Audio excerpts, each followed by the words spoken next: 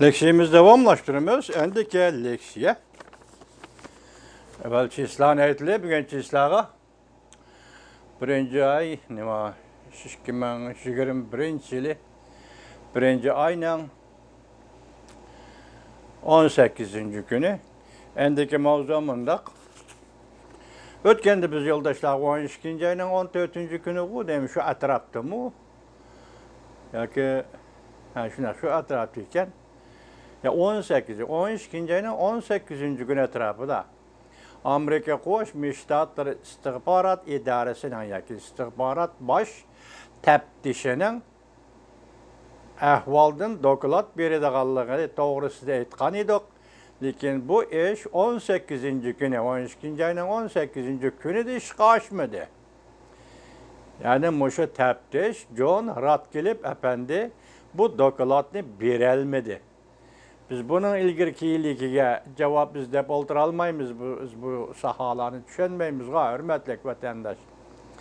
Biroq endi yaqinda Ratcliffe efendi davlat majlisiga bir parcha xat topshiribdi.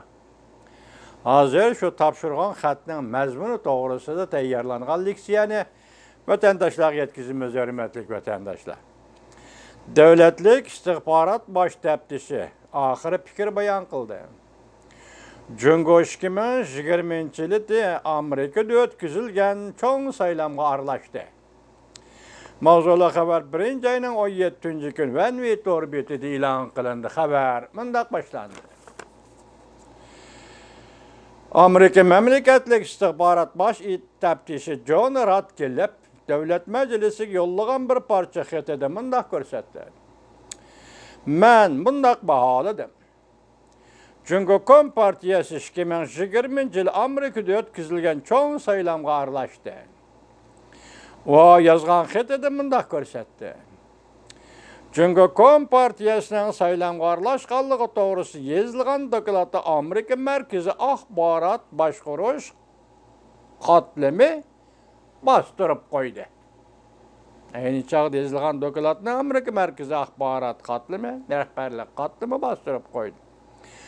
Washington kuzatuvchi gazeti John Ratcliffe'ning davlat majlisiga yozgan xatini va istihbarat xabarlarini tahlil qilguvchi Zolobning dokladini qo'shib e'lon qildi. John Ratcliffe xatida mundaq yozdi. Ishlatishga bo'ladigan istihbarat manbalariga kelsak, siyosiy jihatda o'ylanishni binormal besimni chiqarayotgan ahvol ostida. Chiqarilgan xulosa shu bo'ldiki, Jungo Kompartiyasi 2020-yil Amerikada o'tkazilgan federatsiyalik saylamga aralashdi. John Ratcliffe davlat majlisiga yozgan xatida istihbarat sohasi tahlilchisi va tekshiruvchisi Boris Zolobning dokladidan naql keltirib, mundaq ko'rsatdi. Ba'zi tahlilchilar Jungo Kompartiyasining harakatlarini Amerikada saylamga aralashdi deb tasvirlashni xohlamadi. Chunki ular prezident Trumpning Jungo siyosatini qo'llamaydi. Demak, Amerikada axborot sohasida va istihbarat sohasida prezident Trumpning Jungo siyosatini qo'llamaydigan kishilar bor ekan desangiz bo'ladi, bu jumladan vatandosh. John Ratcliffe mundaq ko'rsatdi. Tahlil qilib kuzatuvchilar bayqidiki, Jungo Kompartiyasi Amerikada saylamga aralashdi deguchi tahlilchilarga Markaziy axborot idorasi harakat qo'llanib, bu tahlilchilarga Jungo Kompartiyasi saylamga aralashdi deyilgan ko'z qarashni qo'llashni chekindirishga besim ishlatdi. Jungo aralashdi degan so'zni sen qo'llamaysan deb besim ishlatdi. Istihbarat tahlil qilguvchi kuzatuvchi Zolobning doklati 1-ayning 7-kuni davlat majlisiga topshirildi. İstihbarat sahasıdagilar 2020-yil o'tkazilgan saylamga aralashdi deb tayyorlangan John Ratcliffe'ning dokladimi shu kuni davlat majlisiga topshirildi. Zolob dokladida mundaq ko'rsatdi. İstihbarat təhlilçiləri Rusiya bilan Cüngo'nun saylamga aralashganligi to'g'risida o'xshashmagan o'lcham qo'llandi.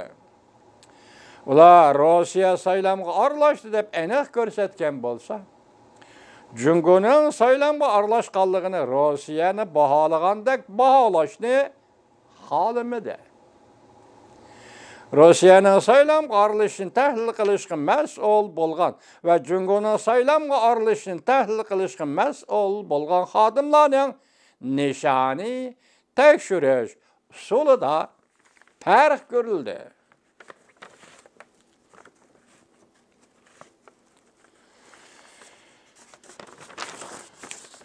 Cüngo'nun saylamga aralashganligini tahlil qiladigan xodimlar Cüngo Kompartiyasining harakatlarini aralashdi yoki ta'sir ko'rsatdi deb baholashga ishkillandi deb ko'rsatdi. Zolop apand. Zolop yana mundaq ko'rsatdi. Bu tahlilchilar Prezident Trump siyosatining xohishiga qoyil emas edi. Shunga Cüngo Kompartiyasining harakatlarini gavdalik tahlil qilmadi. Zolop xulosalab mundaq dedi. Ularning bu qiliqlari amaliyotda istihbarat tahlilidan foydalanib Prezident Trumpning siyosatini qo'llashni xohlamadi. U mundaq ta'kidladi. Istihbarat xabarlarini tahlil qilguvchilarning bu harakatlari siyosatdan mustaqil turish o'lchamlariga xilof edi. John Ratcliffe, yani istihbarat baş təftişçisi John Ratcliffe Davlat Məclisiga yazgan xətində mundaq ko'rsatdi. İstihbarat baş təftişi bo'lish sifatim bilan Amerikada to'plagan Cüngo'ga munosabatlik eng sezgöri materiallar bilan uchrashib turman. Men istihbarat tahlilchilar ifodalagan ko'z qarashla Cüngo Kompartiyasining 2020-yil Amerikada ötküzülgen saylamga aralashishning darajasi atrofliq to'g'ri aks ettirib beradiganligiga ishonmayman dedi. Demek bu yerda Rossiya bilan Cüngo istihbarat masalasida farqli ko'z qarash bo'lganligi uchun bu yerda John Ratcliffe Cüngo to'g'risidagi ishlangan tayyorlangan dokladlarning to'g'riliq darajasiga ishonmayman dedi. 12 ayının 3.